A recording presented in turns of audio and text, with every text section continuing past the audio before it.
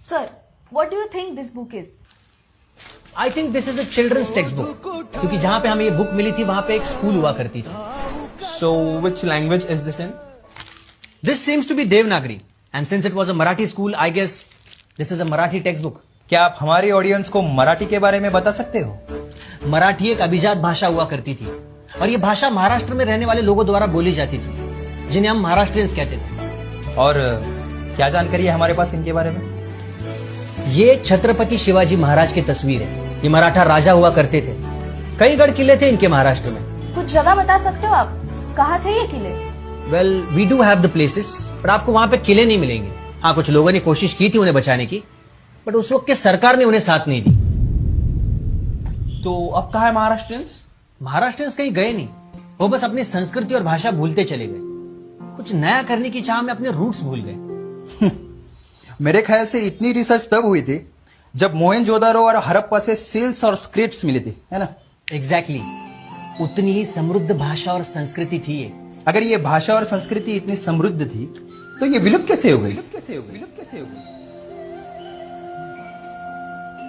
ऋतू, हा? मी ज्या शाळेत शिकलो ना त्या शाळेत आपल्या मुलाला टाकूयात. काही नको. या मराठी शाळेत शिकून काय होणार आहे त्याचं? त्यापेक्षा त्याला एखाद्या इंटरनॅशनल नाही तर कॉन्व्हेंट स्कूलमध्ये टाकूयात आपण. आई बाबांनी ठरवलं, मुलांना पुढे न्यायचं असेल तर इंग्लिश शाळाच हवी, आणि त्या निर्णयात आपली शाळा, आपली भाषा दोन्ही मागे राहिले. काय झालं?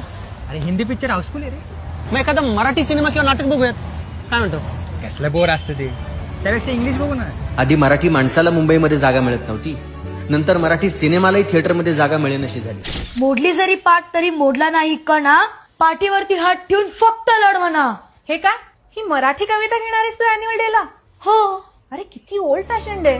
त्यापेक्षा तू किपलिंग किंवा शेक्सपियरची एखादी कविता घे ना. हे बघ, मतकरी, तेंडुलकर, पुलं सगळं साहित्य रॅकवर मागे सरकलं, आणि त्यांच्या जागी अशी नावं आली जी उच्चारालाही आपल्याला जरा अडचणच होते. ये गुड़ी पड़वा क्या होता है? मतलब क्या करते उस दिन? गाडी धुते. पण फक्त शब्द नाही गेले, विसरले गेले आमचे सण, आमची कला, आमचा आवाज. गडगडणाऱ्या ढोल ताशातले पोवाडे आता कोणालाच ठाऊक नाही. सह्याद्री मधल्या आमच्या राजांचे गट ढासळले, आणि त्या राजांचं गाण गाणारे आवाजही थांबले. हे सगळं काल्पनिक आहे, पण कल्पना सत्यात उतरू द्यायची नसेल तर जागे व्हा. कारण भाषा कधीच अचानक मरत नाही, ती हळूहळू जगता जगता मरते. पण अजूनही वेळ गेलेली नाहीये. मराठीला आत्ताही वाचवलं जाऊ शकतं. त्यामुळे फक्त ती भाषा शिकवू नका, ती लिहा, बोला, वाचा, जपा. नाहीतर तुमचं अस्तित्व सुद्धा पुस्तकात सापडेल, आणि कोणीतरी दुसराच त्याच्या हिशोबाने अर्थ लाभले जय महाराष्ट्र. आम्हास भाग्य बोलतो मराठी.